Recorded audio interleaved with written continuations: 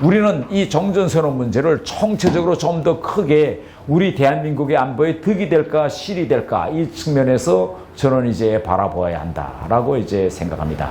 자, 마지막으로 저는 이제 이렇게 끝내고 싶어요. 네. 대한민국의 지금의 안보 근간은요. 그래도 여러분들이 이렇게 오늘 마음 편히 여기서 강연을 들을 수 있고 우리가 지난 시기 경제적 기적과 민주화를 이뤄낼 수 있는 안보의 근간은 한미동맹과 유엔군 사령부라고 저는 생각해요.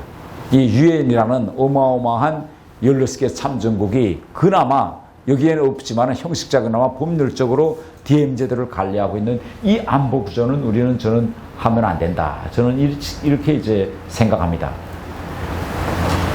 그렇다고 하더라도 정전선언을 해야 한다면 그게 문제예요. 자, 저 같은 사람이 정전선언을 하면 안 됩니다라고 막 이야기하는데 180석을 가진 거대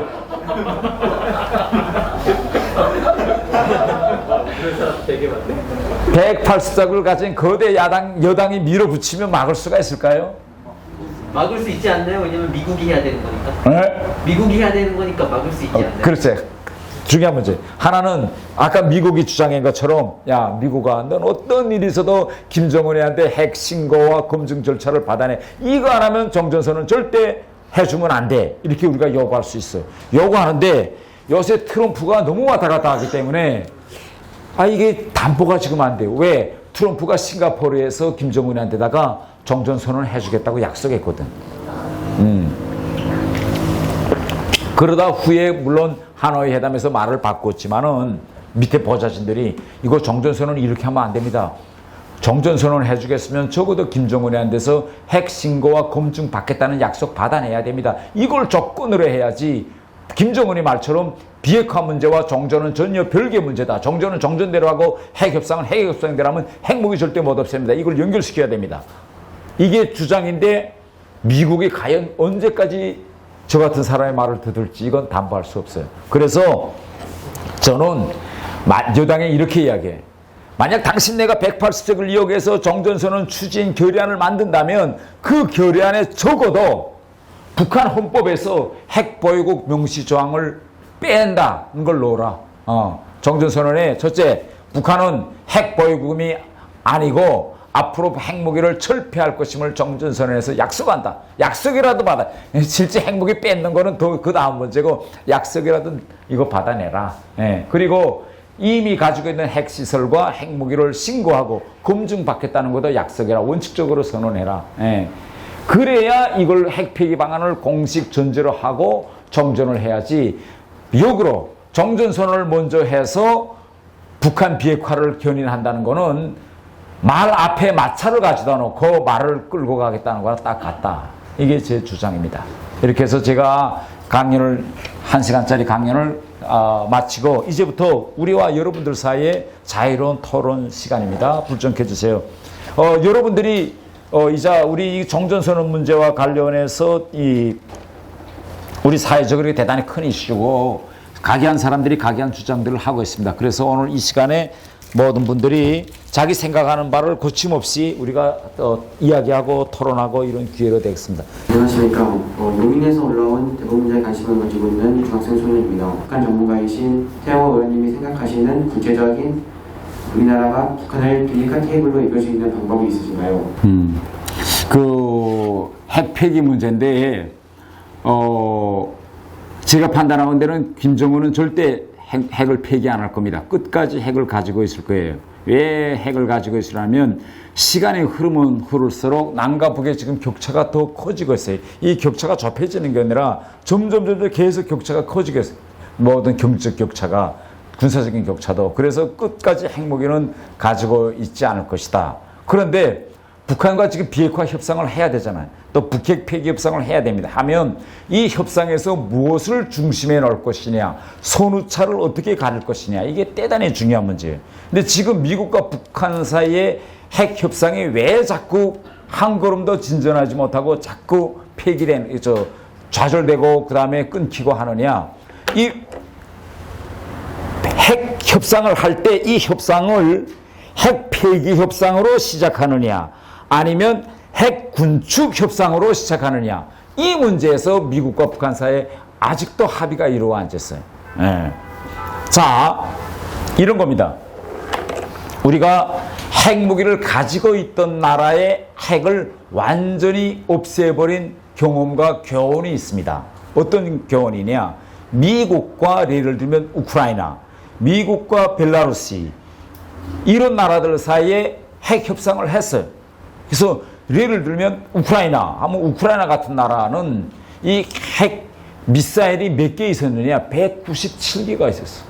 어마어마한 핵무기를 가지고 있었어요. 그러면 이렇게 핵무기, 북한도 핵을 가지고 있잖아요. 그러면 이렇게 핵을 가지고 있는 나라들 사이에 협상을 할 때, 시작할 때 뭘 규정하느냐? 이 협상은, 이제부터 노하고 없앤 협상은 이건 철저히 핵 폐기 협상이야 라는 걸 서로 합의합니다.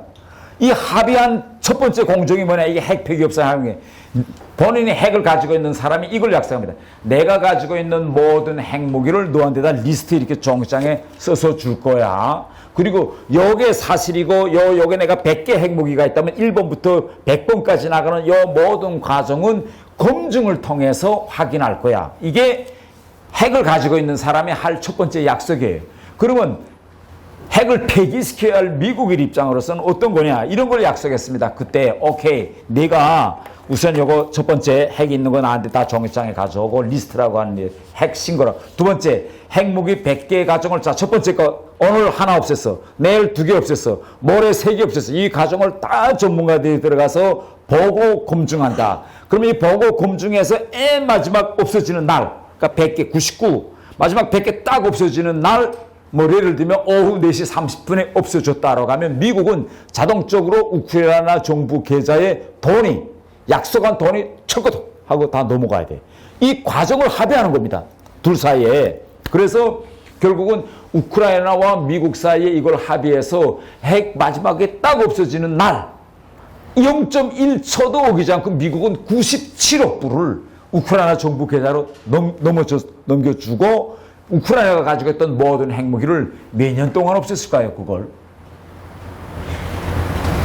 2년 동안에 다 없앴어요. 말끔히 다 없앴어요. 그러니까 이게 첫 걸음입니다. 그래서 미국이 지금 북한하고 하려는 건 겁니다. 야, 김정은이한테 내가 지금 단거리 미사일 몇 개, 중거리 미사일 몇 개, 그 다음에 ICBM 장거리 미사일 몇 개, 핵시설 어디에 있고, 핵탄두 몇 개, 이걸 일단 가지고 있는데 총 몇 개 있다는 걸 우선 신고해라.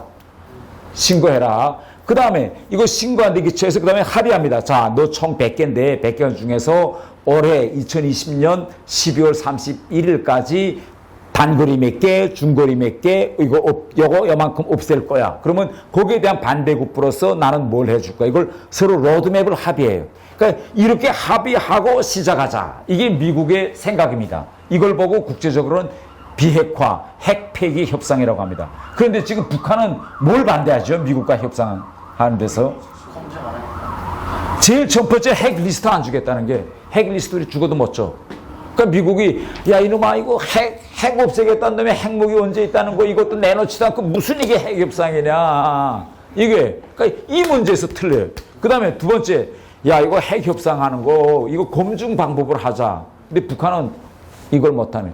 북한은 어떻게 하자는 거냐 이런 거 하자는 겁니다. 하노이 때 김정은이가 트럼프 보고 트럼프 형님 우리 핵무기 많거든요. 우리 우라늄 생산하는 것도 있고 플루토늄 생산하는 시설도 있는데 제가 크게 생각해서 통 크게 생각해서 플루토늄 생산하는 영변 시설을 형님 없앨게요. 그러니까 형님 제재 5개 해결해 줘요. 이거 어마어마하고 내가 없애잖아요. 그러니까 형님 적어도 제재 5개 정도는 해결해 줘야 되잖아요. 이렇게 되면 여러분이 트럼프라면 어떻게 하겠어요?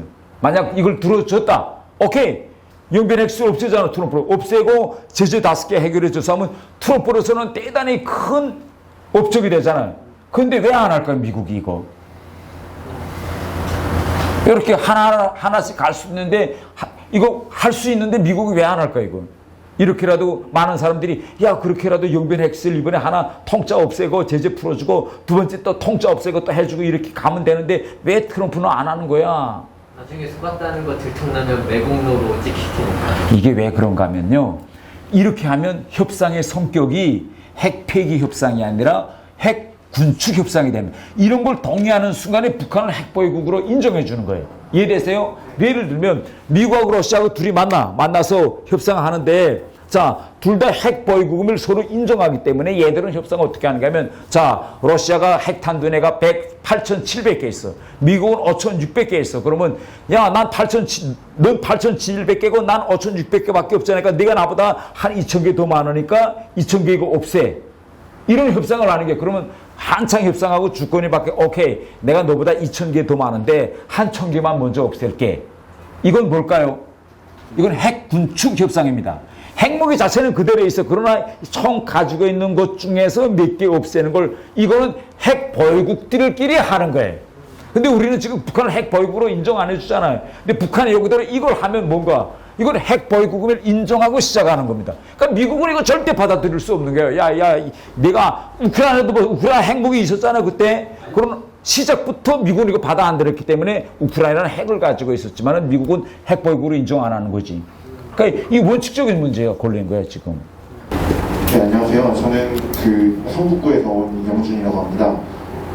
지금 앞으로 올해 말에 이제 미국 대선이 있지 않습니까? 네. 그리고 이제 저희는 이제 총선이 지나고 이제 저희 통일부 장관님께서는 이제 좀 북한에 대해서 내재적인 입장, 이제 좀 약간 경제에 대한 지원을 좀 더 하자는 입장인데 이런 상황에서 이제 방금 전에 말한 비핵화, 그러니까 북한에 대한 어떤 비핵화가 이루어질 수 있기 위해서는 다음 대선에서 어떤 대통령이 당선되어야 좋을지 좀 여쭤보고 싶습니다. 미국에서의? 네. 네. 트럼프하고 바이든 후보가 있는데 어떤 후보가 좋아야 이제 좀 더 비핵화에 가까워질 수 있는지.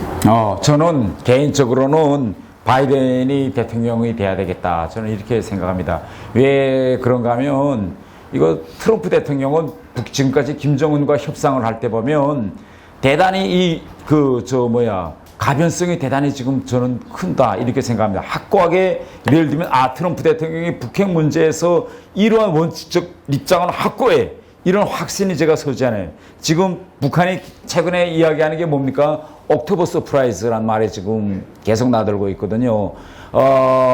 미국의 볼턴 같은 사람도 옥토버 서프라이즈가 있을 수 있다 이렇게 말하고 얼마 전 김여정이도 옥토버 서프라이즈에 대해서 이야기했어요. 그러면 왜 이 옥토버 서프라이즈란 말이 계속 돌고 도느냐? 바로 트럼프 대통령이 어떻게 움직일 것이냐라는 걸 그 누구도 예측할 수 없기 때문에 그런 겁니다. 이번에 김여정이가 이거 미국 대선과 관련해서 발표한 입장에 뭐라고 말했는가 하면 이렇게 말했어요.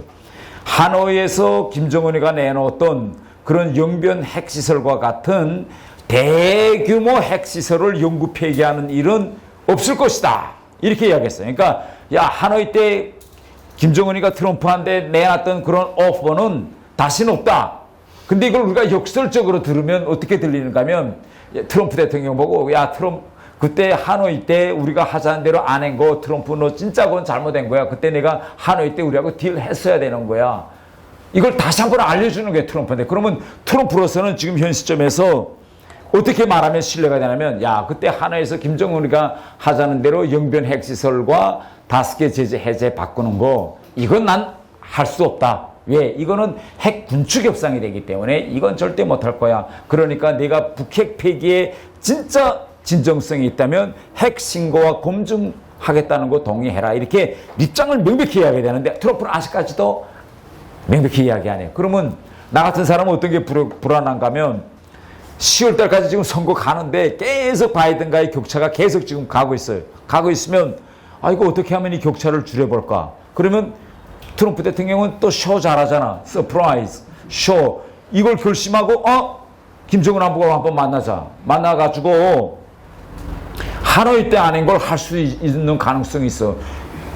영변 핵시설 없애래. 그러면 제재 5개 풀어줄게. 이렇게 돼서 큰 딜을 하나 맺고 돌아와서 트럼프 대통령은 이것도 광고 잘합니다. 애드버티스먼트. 대단히 잘해요. 미국 국민들 앞에서 미국 국민 여러분, 내가 이번에 진짜 대단한 거 해보겠습니다. 지금까지 미국 대통령 그 누구도 해내지 못한 영변 핵시설을 내가 영구 폐기하겠다는 약속을 김정은으로부터 받아냈습니다. 라고 크게 광고한다면 여론이 어떻게 움직일까요?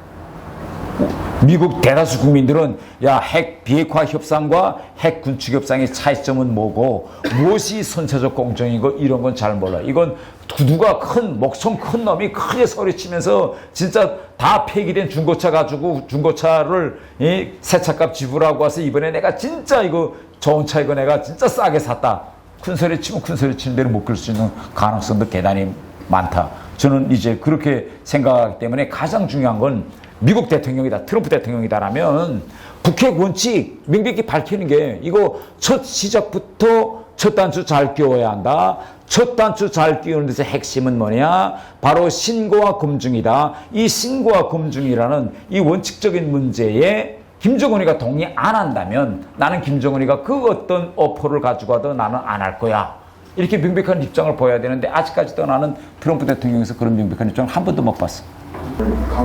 강의를 들으면서 비핵화 과정 관련해서 네. 의원님께 드리고 싶은 질문이 있는데 이제 비핵화는 아시다시피 가장 근본적으로 중요시되는 건 한미 동맹 관계입니다. 네. 그와 동시에 이제 한중 관계라는 특수성을 고려해야 되는데 아시다시피 한미 동맹은 지금까지는 비교적 견고한 관계였지만 한중 관계는 그런 어떤 조건이라든지 어떤 이벤트에 따라서 계속 바뀌었습니다. 당장 지금만 보더라도 문재인 정권이 들어선 이후에도 한중 관계는 애매모호한 관계를 유지하고 있고 네. 그 이전에 박근혜 정부 때만 하더라도 그 사드 매체 사태로 인해서 한중 관계는 완전히 이제 많이 냉랭하게 되었습니다.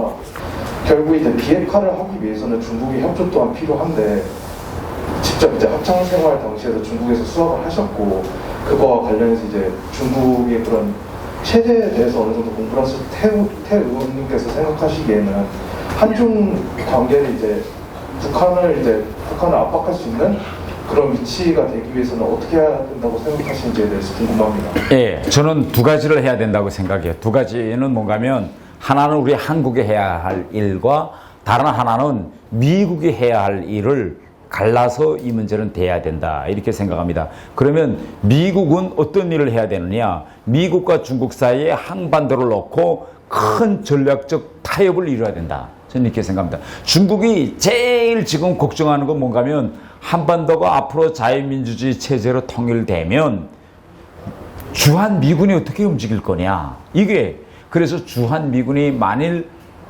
중국을 견제한다고 하면서 지금의 평택기지로부터 좀 더 북상해서 우쪽으로 올라온다라고 생각한다면 중국에는 이거 어마어마한 안보 리스크가 되는 겁니다. 왜 그러는가 하면요. 중국이란 땅을 한번 이렇게 지도에서 한번 보세요. 중국이란 땅을 이렇게 지도에서 보면 중국은 저쪽 티베트, 인도, 파키스탄 이 티베트 쪽에는 땅 이용토가 대단히 높습니다. 다 고원지대예요. 그래서 역사적으로 중국의 위협은 다 어디서 왔느냐? 칭기스한과 같이 몽골, 북쪽에서 오지 않았으면 임진왜란 때처럼 일본으로부터 해양 세력이 한반도를 통해서 올라왔어요. 그러니까 중국이라는 나라가 이렇게 큰데 해양 세력은 항상 한반도를 통해서 일본은 중국에 접근해 왔어요. 그런데 지금 상태에서 중국은 이제는 저 북방 세력, 몽골이나 러시아 이 세력이 다시 중국으로 내려온다. 이건 거의나 중국은 이제 마음이 놓았어요. 그래서 중국의 정치 행성에 보면 베이징인데 북경 베이징에서부터 한반도까는 몇백 킬로미터 밖에 안 돼. 중국의 심장부 옆에 딱 한국이 있는 거예요. 그래서 계속 여기서 이제 그 임진왜란 때도 일어났고 이렇게 됐기 때문에 최대 관심은 뭐냐? 이 미국이에요, 중국은. 그러면 미국이라는 나라는 제 개인적인 생각은 중국과 어떤 걸 타협해야 되는가 하면 야, 중국아. 앞으로 한반도가 자유민주주의 시스템이 된다고 해도 우리 미군은 절대 북한에, 지금 말하자면 북한이죠. 북한에 진주하지 않고 북중 국경에 다가가지 않을게. 지금 현 시점에서 절대 우리는 움직이지 않고 필요 이상의 무력도 누리지 않고 이렇게 이런 전략적 합의를 봐야 돼요. 여기 어디서 딱 일어나는가 하면 독일 통일 때 일어났습니다. 독일 통일 때요. 막 소련이 군대를 뺄까 말까 계속 생각할 때 미국이 소련에다가 딱 이야기했습니다. 소련군이 동부독일에서 철수한다고 해도 미군은 동부독일에 진주하지 않는다. 이렇게 전략적 합의를 맺어줬어요. 그래서 우리 중국과의 관계에서 미국도 중국과 이런 전략적 물밑 타협을 해야 돼. 북한이 알면 큰일 나죠. 그러니까 이런 비밀 내 그 합의를 이렇게 대국들 큰 형들끼리 우리는 뭐 해야 되냐? 우리가 뭘 했냐를 보면 독일이 어떻게 했는가 보면 딱 알 수 있어요. 독일이 통일될 때 독일 통일을 제일 반대한 게 영국하고 프랑스입니다.